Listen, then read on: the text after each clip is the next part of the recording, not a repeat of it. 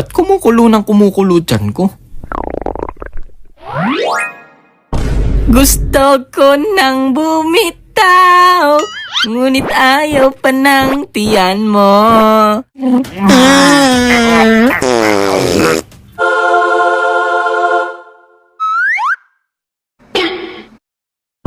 Kapag wala ng tissue ay gumamit ng resibo. Kapag walang resibo ay alay ang medyas mo. Kita nyo tong mukha na to? Yan ang mangyayari kapag tinesting ka ng tadhana. Pero paano nga ba ako napunta sa ganitong sitwasyon?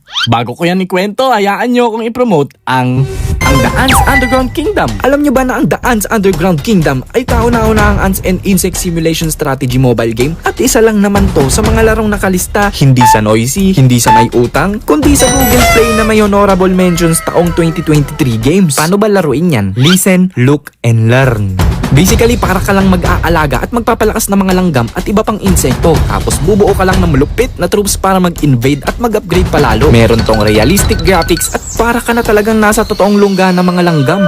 Uy, kakaibang langgam to oh. Uy, wag! Alam mo bang guard general yan? Nagsisilbi ang guardian at melee attack din yan. Ganon ba? E di ito na lang. Alam mo bang golden spiny yan? Kaya niyan manghunt at uma-attack yan ng malayuan. Eh ano naman to? Ito yung New World General. Carrier naman to sa mga langgam pero uma-atake din ng malayuan. Marami pang uri yan sa mismong laro. Ang aangas pala ng mga langgam. Hindi lang langgam kasi may mga malalaking insekto na makakatulong sa army ng mga langgam mo tulad ng hermit crabs. Uy, meron ako niyan nung bata ako ah. Meron din uwang. Hilig namin manguha niyan noon. Meron ding orchid mantis. Kakaiba yan ah. At marami pang iba. Ayos to ah, nakakapaglaro na ako, natututo pa ako. Omsim, pwede ka ring bumuo ng army gamit ang iba't ibang uri ng langgam para mang-invade ng iba at makipagtulungan rin para ma-unlock ang mga special rewards at sakupin ang mundo ng mga insekto. Pindutin mo lang yung link sa description box para mag-download nito at gamitin nyo yung code na ANTS2024 para magkaroon ng 100 draws.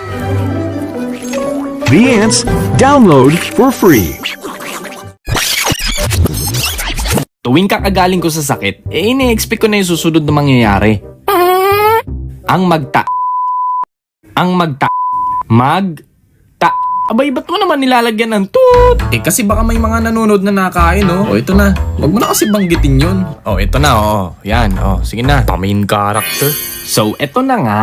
Nangyari to, college na ako. At ako yung tipo ng tao na di naalis ng bahay hanggat di pa ako nagbabawas. Na parang ibibigay ko talaga best ko para lang makalabas yung dapat ilabas. Jello, ano yan? Nakaw! Nasira yung pinto mo. Ayusin mo yan. Ikaw papalit ko dyan. Pag nakapagbawas na ako, dun pa lang ako aalis. Siguro 10 to 15 minutes lang yung biyahe sa school namin pag nagpa-special ako ng tricycle. Ang lapit lang, di ba? Di na kasi ako naghanap ng malayong school. Kasi meron namang malapit at di ako maarte. Ew, ipin! Noong nasa school na ako, okay pa naman pakiramdam ko. Nakikinig pa ako sa discussion habang umuutot. Ayos yung lesson na, may sound effects. At dahil college nga tayo, may mga schedule talaga na mahaba yung vacant time nyo. Sa case namin noon, 8 to 10 yung first class tapos yung susunod na klase ay 2 PM pa. Diba ang haba? Literal na pwede ka pang matulog. Oy, tulog ka ba? Obvious ba? At dahil mahaba pa naman yung oras, tumambay muna kami sa kantin noon. Di kasi pwede tumambay sa mga room kasi bawat oras may mga iba't ibang nakaschedule na klase doon. Labas! Kaya dalawa lang ang choices namin. Either maghanap ng room na walang nagkaklase at bukas yung aircon. Or di kaya sa kantin na lang. Di sa kantin kami napunta. Kakain ka na ba, pre? Anong oras na ba? Maaga pa nga 10:30 pa lang What? Sige, maya-maya mga 1. Noong mga oras na to, okay pa naman tiyan ko. Habang nakatambay, nag-a-animate muna ako noon. Lagi ko kasing dala yung iPad mini ko. Para naman kahit papaano, muusad yung animation ko at di nyo na ako minamadali, di ba? Kuya Jello, ba't tagal nyo mag-upload? Maya-maya nakaramdam na ako ng kulo sa tiyan. Ba't kumukulo ng kumukulo tiyan ko? Gusto ko nang bumitaw, ngunit ayaw pa ng tiyan mo. Gusto ko nang bumitaw. Pagdating ng 1 PM, kumain na kami. Habang nakain ako, nakakaramdam na talaga ako ng tawag ng kalikasan. Tuliling, tuliling. Tuliling, tuliling. Tuliling, tuliling. Okay ka lang ba, pre? Ayaw mo ba ng ulam mo? Gusto? Akala ko ayaw mo eh. Gusto ko na mag-CR. Siguro maraming magtatanong ba't di na lang ako mag-CR sa school namin. Buti sana kung malinis, may tubig at mabango. Kaso, hindi. HINDE, hindi. After ko kumain, tinatry ko na mag-focus dahil sa malikot na jackpack sa tiyan ko. Anong ginagawa niya? Baka nagre-ritual. 1:40 PM na nung napagdesisyonan kong umuwi muna para magbawas. Habang naghihintay ng jeep, ramdam ko na talagang nagwawala na yung elemento sa tiyan ko na akala mo avatar eh. Tapos isabay mo pa yung tumatamang hangin sa balat mo habang nakasakay ka sa jeep. Mama, ba't tumatayo balahibo niya? Baka siya si Spider-Man. At alam nyo nakakainis. Yun yung sobrang traffic kasi uwian ng elementary school dun malapit sa dadaanan namin. Uwian!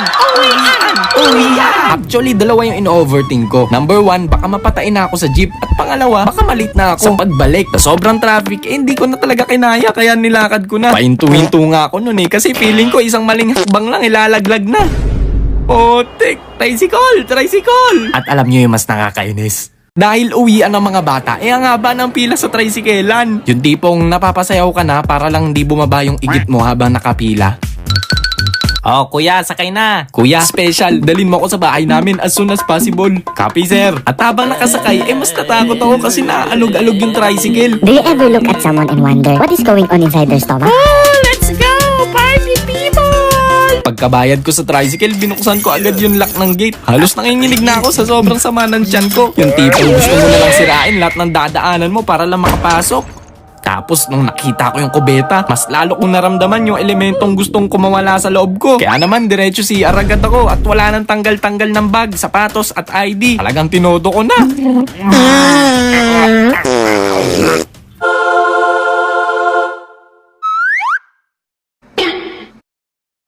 Kapag wala ng tissue ay gumamit ng resibo. Kapag walang resibo ay alay ang medyas mo.